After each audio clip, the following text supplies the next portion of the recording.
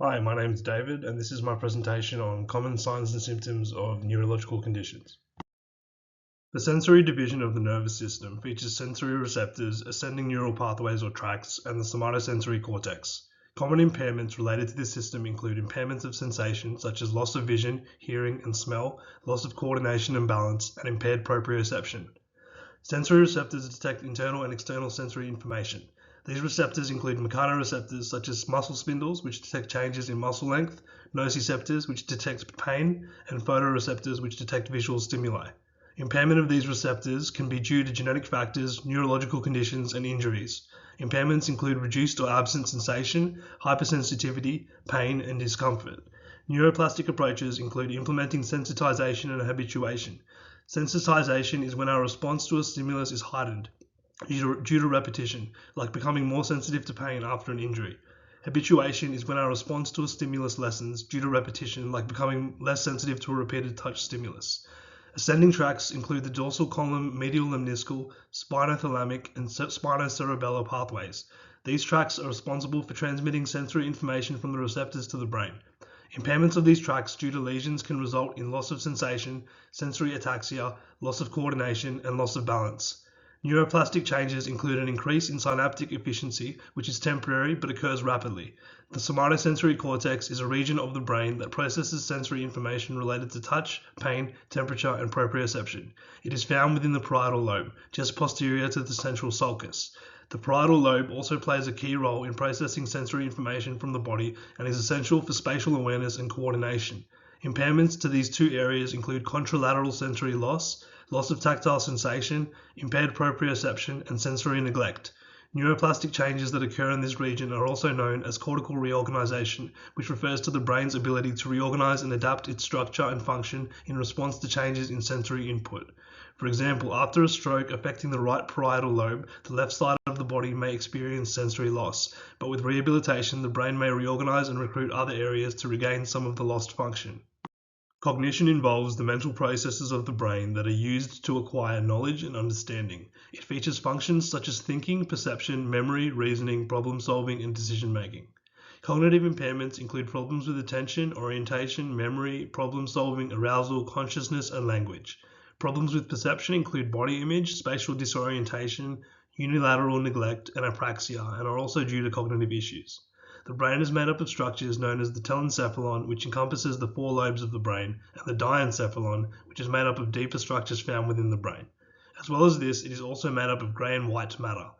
Grey matter includes neuronal bodies, axon terminals, and dendrites, and is found in the outer layer or cortices of the brain. It is responsible for processing information. The white matter, on the other hand, is made up of myelinated axons, which give it its white appearance. This area is responsible for communication to and from the brain through neural pathways. Impairments to this system can present as problems with daily activities, such as a lack of independence due to problems with traveling, trouble preparing meals, and difficulties with hygiene. Other issues may include problems with learning new motor patterns and skills, and aphasia. Techniques that promote neuroplasticity include mirrors, which are used in mirror therapy to activate brain regions associated with movement and sensation by reflecting the unaffected, healthy limb, thus promoting cortical reorganization to improve function of an affected limb. Scanning, which encourages attention reallocation and sensory awareness, which can be used to overcome neglect. Mental practice, which involves visualizing movements or tasks to stimulate similar brain regions at physical execution, and physical practice, which involves repeated movement or skill execution, which strengthens synaptic connections and enhances motor learning. The motor system consists of the structures found in the nervous system that facilitate movement. Common impairments to this system include muscle weakness, coordination impairment, abnormal muscle tone, and involuntary movement. Structures in this system include the motor cortex in the frontal lobe, upper motor neurons in descending tracts from the brain to the spinal cord, and lower motor neurons from the spinal cord to the muscles, including spinal and peripheral nerves. Action potentials travel from the motor cortex down upper motor neurons and then lower motor neurons to produce movement by innervating skeletal muscles. Problems can arise due to upper and lower motor neuron lesions. Upper motor neuron lesions can affect the brain and/or spinal cord and may cause muscle weakness, but with minimal atrophy and/or hyperactive reflexes. Lower motor neurons can be found at the spinal cord level, nerve roots, and peripheral nerves, and neuromuscular junctions.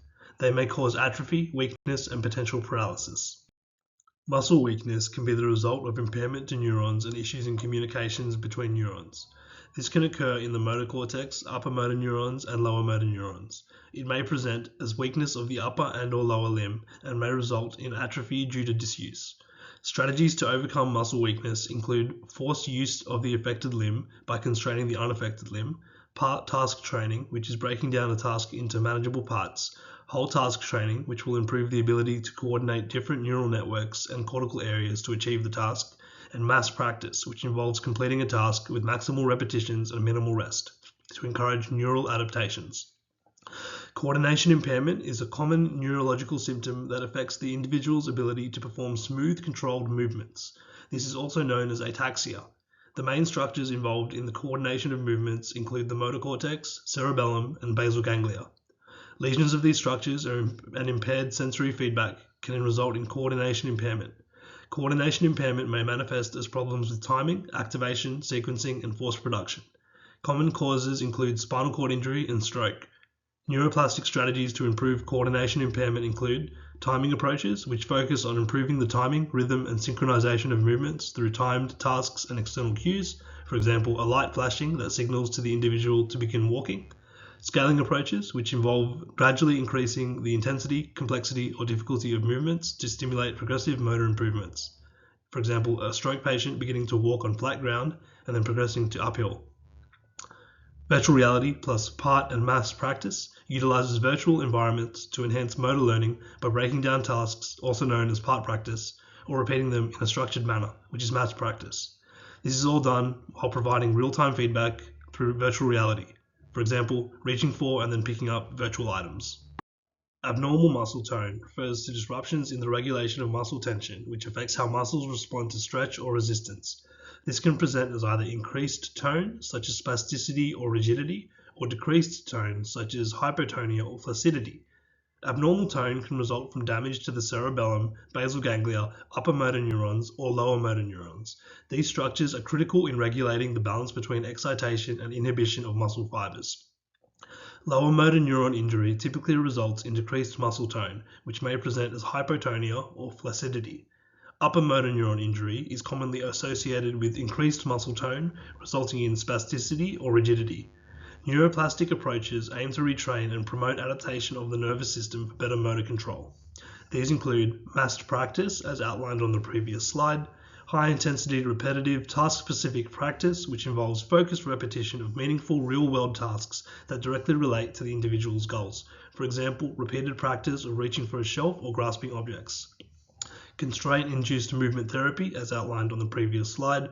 Robotic training, which uses assistive robotic devices to guide or support movement during repetitive tasks. This provides consistent practice, immediate feedback, and helps shape more normal movement patterns. Bodyweight supported treadmill training. This form of training allows individuals with impaired gait to practice walking in a safe, supported environment. It reduces the load on lower limbs while enabling repetitive stepping to reinforce motor pathways. It is commonly used in spinal cord injury or stroke rehabilitation. Involuntary movement is when the body moves without conscious control. These movements are often unpredictable and repetitive and can be distressing or disabling. The structures involved in producing involuntary movements are the cerebellum along with the central motor pathways, especially the extrapyramidal system. The extrapyramidal pathways include the reticulospinal, vestibulospinal, rubrospinal, and tectospinal tracts. These tracts are responsible for modulating and refining movements. When these areas are affected, we may see involuntary activation or dysfunction of both extrapyramidal and pyramidal tracts, leading to movement patterns that are hard to control. Some common types of involuntary movements include tremors, which are rhythmic oscillations as seen in Parkinson's disease, tics, which are sudden repetitive movements or vocalizations characteristic of Tourette syndrome, dystonia, athetosis, chorea, and clonus. Neuroplastic approaches to improve involuntary movements include comprehensive behavioral intensive therapy, which is a leading therapy for tic disorders. It involves habit reversal training, which replaces tics with voluntary incompatible movements. For example, someone with a frequent eye blinking tic learns to close their eyes and hold them shut for a few seconds instead, replacing the tic with a voluntary action. Relaxation and functional strategies to reduce stress and enhance motor control for example, deep breathing and progressive muscle relaxation. Use of weights, wrist weights or weighted utensils provide proprioceptive input, helping to stabilize movement and reduce tics or tremors through improved sensory-motor integration. For example, a person with an intention tremor may use a weighted spoon to eat with less spillage. Eccentric training, which involves exercises that feature controlled muscle lengthening. This can aid in managing involuntary movements by enhancing proprioceptive feedback and promoting cortical reorganization. For example, someone whose legs are affected by dystonia may benefit from eccentric calf raises. Thank you for listening.